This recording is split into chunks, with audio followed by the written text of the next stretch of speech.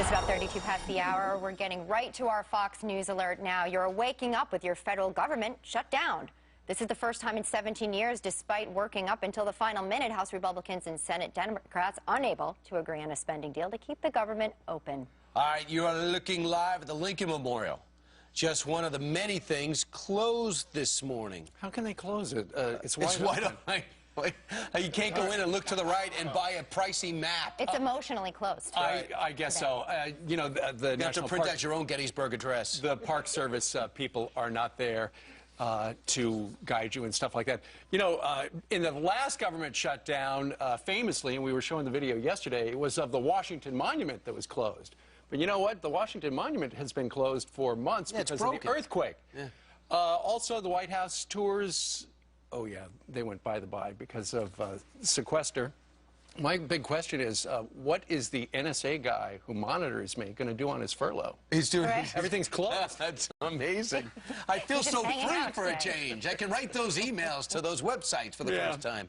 All right, hey, let's talk about in history. If history is a tool to learn by, and there's been 17 shutdowns, including 6 in the 80s. Let's look in the past, who's to blame. So far, for the most part, you could look at the cover of the Daily News, Steve. Do you have it right there? Steve has spent years hand modeling, so he is perfect for this. Okay. Look at this. It's Republicans that are to blame. Do you think, yeah, the Daily News pretty much picks the villain in this, and that is John Boehner in the Lincoln Memorial chair, which, by the way, is closed today, even though it's wide open. Who would, that is such an inappropriate headline. How do they get away with that? Well, inappropriate and inaccurate, right? It's just not accurate. Right. It should be in the Onion. But Brian, that's the mainstream media. Mainstream media, just like last time, just like this time, already twerking it up. You know, if it's loggerheads, twerking it up? Twerking, not twerking. Sorry. I'm not going to stand inappropriately. That it's the Republicans to blame. You know, they're arsonists, they're extortionists, bullies. They are anarchists. Blackmailers. All that stuff from the Democrat side and from their friends in the media. Last night on Special Report, Britt Hume had a great observation about why they're doing it last time. Did you tape it? Yes, I did, and they're doing it this time. CNN says that House bill, for example, to keep the government open while delaying Obamacare was, quote, a move that makes a shutdown more likely. Later, CNN described the bill simply as a, quote, proposal to derail Obamacare.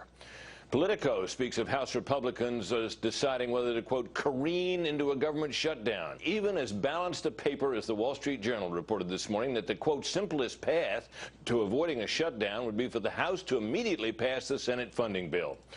Well, it would be just as simple for the Senate to pass the House bill and send it to the President for him to sign. But such scenarios do not occur to most journalists because they consider it unrealistic to expect the President and his party to compromise. Exactly. And so that's why you get that kind of media. Exactly. You know, and we have Ted Cruz is still going down with the fight. I mean, he actually offered to donate his salary for every day that the government shut down. So day one, donated for Ted Cruz. But some people think it is worth the fight, that at least we have to step up and be with the people who are representing us for what we want or don't. All you have to do is